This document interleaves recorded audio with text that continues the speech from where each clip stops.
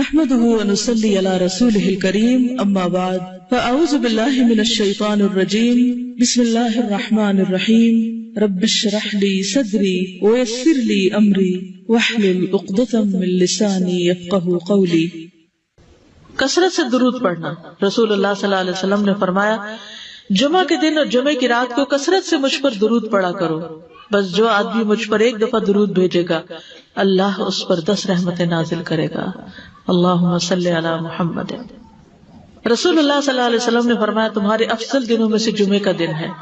اسی دن آدم علیہ السلام پیدا کیے گئے، اسی دن ان کی روح قبض کی گئی، اسی دن سور پھونکا جائے گا اور اس دن سب لوگ بے ہوش ہوں گے، اس لیے اس دن مجھ پر کثرت سے درود بھیجا کرو کیونکہ تمہارا درود مجھ پر پیش کیا جاتا ہے۔ کہتے ہیں لوگوں نے پوچھا یا رسول اللہ ہمارا درود آپ پر کس طرح پیش کیا جائے گا جبکہ آپ کا جسم بوسیدہ ہو چکا ہوگا؟ تو آپ نے فرمایا بے شک اللہ عز و جل نے انبیاء کے جسموں کو زمین پر حرام کر دیا ہے، یعنی فرشتوں کے ذریعے آپ تک درود پہنچایا جاتا ہے۔ انبیاء کے جسموں کو مٹی نہیں کھاتی، صحیح سلامت ہوتے ہیں ان کے جسم۔ سورۃ الکہف پڑھنا۔ نبی صلی اللہ علیہ وسلم نے فرمایا جو شخص جمعہ کے دن سورۃ الکہف پڑھتا ہے تو اس کے لیے دوسرے جمعے تک نور روشن رہتا ہے۔ غسل کرنا۔ ہر بالغ پر جمعہ کے لیے جانا ضروری ہے اور ہر وہ شخص جس پر جمعہ کے لیے جانا ضروری ہے اس پر غسل ہے، یعنی اس کو لازمی غسل کرنا چاہیے، اللہ ہی کہ کوئی مجبوری ہو۔ تو آپ اپنا اسکیڈول اس طرح بنائے نا کہ جیسے اگر آپ ہر روز نہاتے پھر تو کوئی مسئلہ نہیں، لیکن اگر آپ ایک دن چھوڑ کے ایک دن نہاتے ہیں تو آپ پھر اس طرح اسکیڈول کریں کہ جیسے آپ منڈے کو نہائے، پھر وینسڈے کو نہائے، پھر جمعے کو نہائے، پھر آپ سیٹرڈے سنڈے اگر نہیں بھی نہاتے پھر منڈے، تو اس طرح آپ جمعے کو مس نہیں کریں گے۔ یہ نہیں کہ جمعرات کو نہا کے جمعہ کو چھوڑ دیا یا جمعہ چھوڑ کے ہفتے کو نہائے، ایسا نہیں کرنا چاہیے۔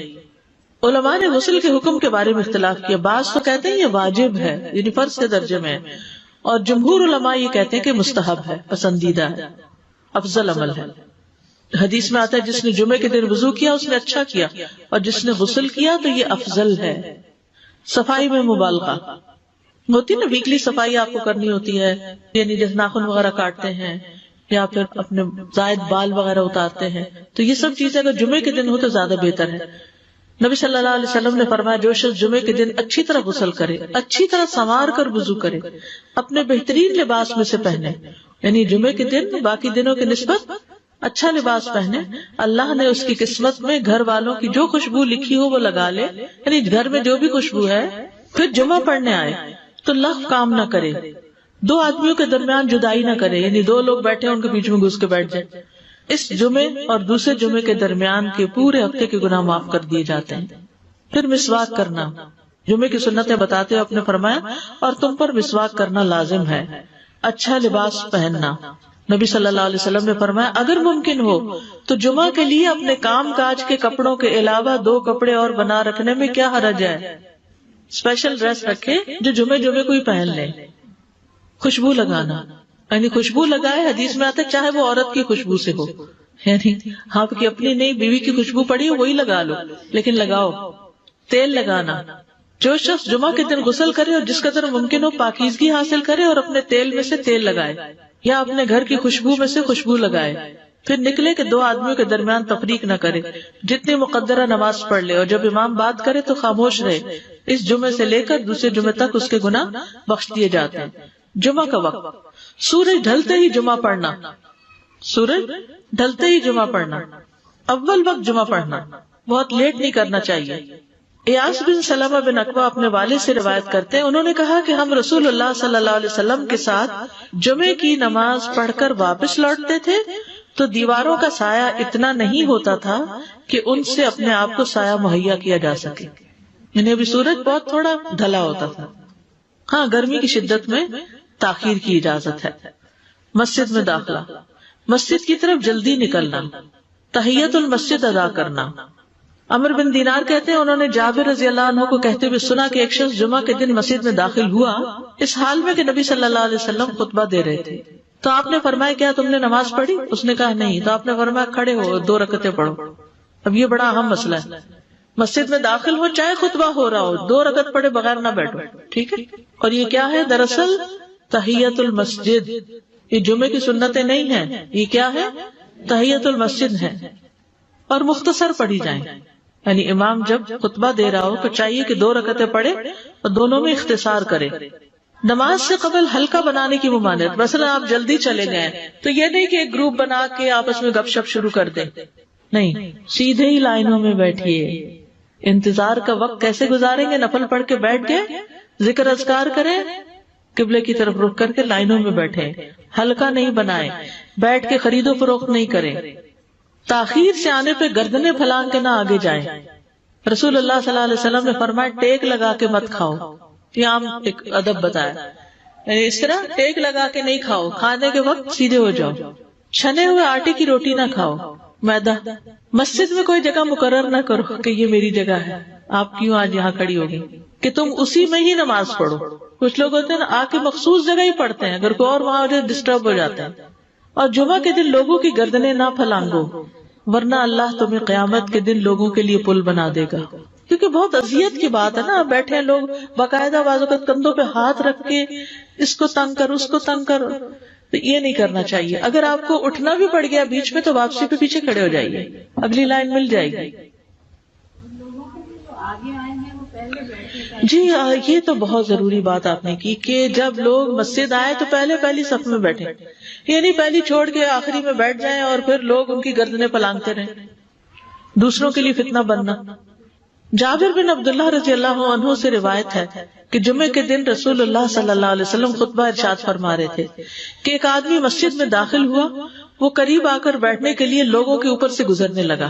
رسول اللہ صلی اللہ علیہ وسلم نے فرمایا بیٹھ جاؤ, تحقیق تم نے لوگوں کو تکلیف پہنچائی اور دیر سے آئے. یہ عربی کے الفاظ بڑے خوبصورت ہیں.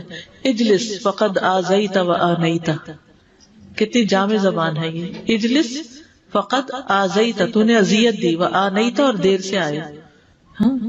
تو اس سے منع کیا گیا. کسی کو اس کی جگہ سے نہ اٹھانا. جابر رضی اللہ عنہ نبی صلی اللہ علیہ وسلم سے روایت کرتے ہیں, آپ نے فرمایا تم میں سے کوئی شخص جمعہ کے دن اپنے بھائی کو کھڑا نہ کرے کہ پھر دوسری طرف سے آ کر اس کی جگہ پہ خود بیٹھ جائے, بلکہ جو آئے وہ کہے جگہ کشادہ کرو, ہمارے لیے بھی جگہ بناؤ, یہ کہے.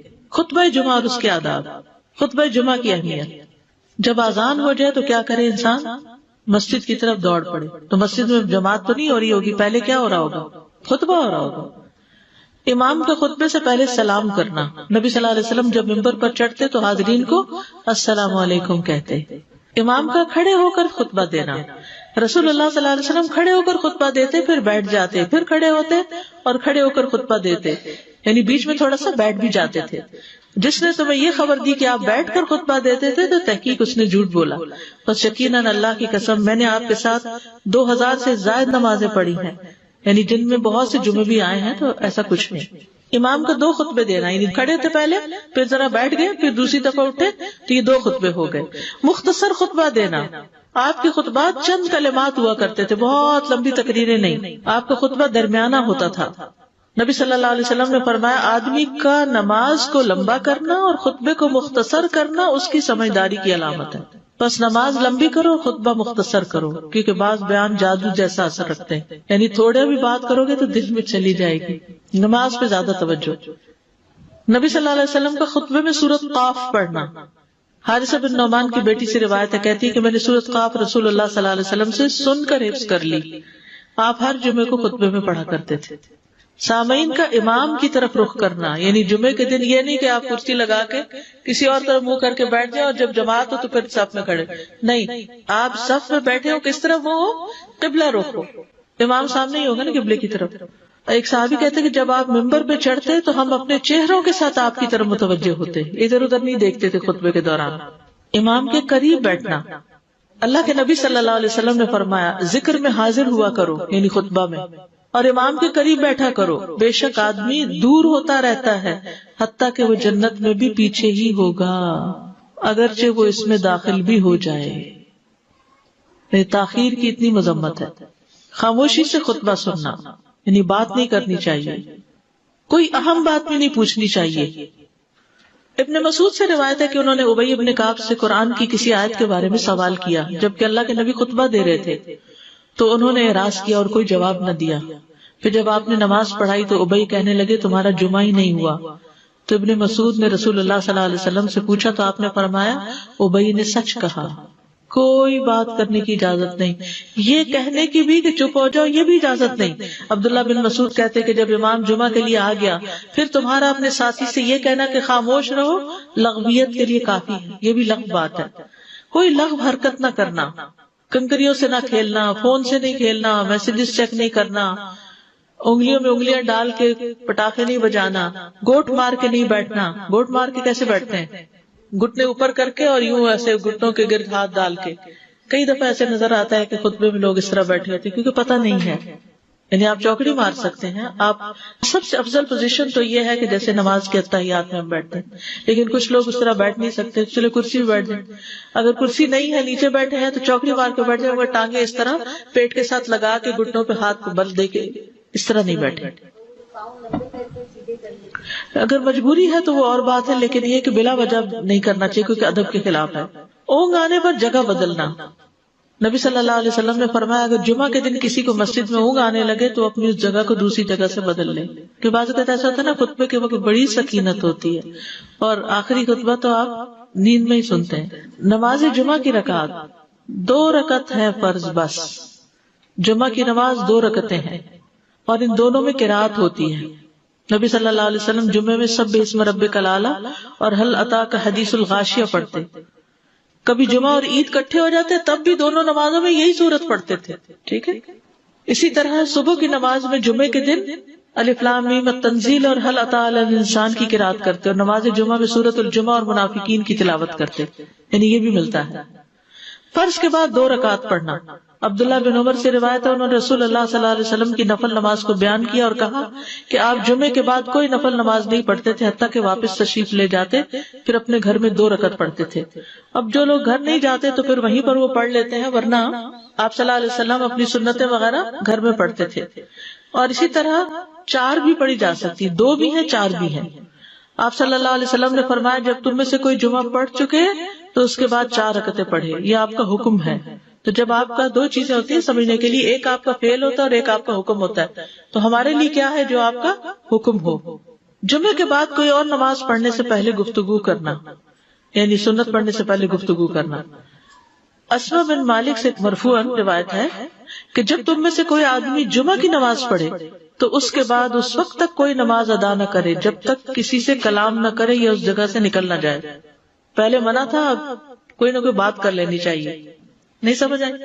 یعنی جمعہ پڑھ لیا آپ نے اور پھر کسی سے آپ سلام دعا کر لیں، اس کے بعد سنت پڑھیں یا نفل جو بھی، ٹھیک ہے۔ اور گھر جانا تو گھر جا کے پڑھیں، اور اگر گھر نہیں جانا کام پہ جانا تو ادھر ہی پڑھ کے چلے جائیں۔ کتنا پیارا ہے ہمارا دین کہ اتنا لمبا بھی چپ کا روزہ نہیں رکھوایا۔ بالکل۔ عاصم سے روایت ہے، وہ ابو قلابہ سے نقل کرتے ہیں، میں نے ان کے ساتھ جمعہ کی نماز پڑھی، جب میں نے اپنی نماز پوری کر لی انہوں نے میرے ہاتھ کو پکڑا اور میری جگہ پر کھڑے ہوئے اور مجھے اپنی جگہ پہ کھڑا کیا۔ وہ جو ہم چینج کرتے ہیں نا جگہ، وہ اس کی بات ہو رہی ہے، یعنی جمعے کے بعد کوئی اور نماز پڑھنے سے پہلے بات بھی کر لینا، جگہ بھی تبدیل کرنا۔ لیکن اگر کچھ لوگ پہلے سے ہی آپ کی سنتیں شروع کر چکے اور کوئی چینج کرنے والا نہیں تو پھر پڑھ لیجیے۔ یعنی یہ مستحب اعمال ہیں، ان میں ایسا نہیں کہ کوئی گناہ لازم ہو جائے گا، لیکن افضل یہ ہے، افضل سے اجر زیادہ ہو جاتا ہے۔ جمعہ کے دیگر احکام، 1 رکعت پانے پر بھی جمعہ ادا ہو جاتا ہے، یعنی اگر کسی کو رش مل گیا، پارکنگ نہیں ملی اور 1 رکعت میں بھی پہنچ گیا تو جمعہ ہو گیا۔ امام سے دعا کا کہنا، انس کہتے ہیں کہ ایک سال نبی صلی اللہ علیہ وسلم کے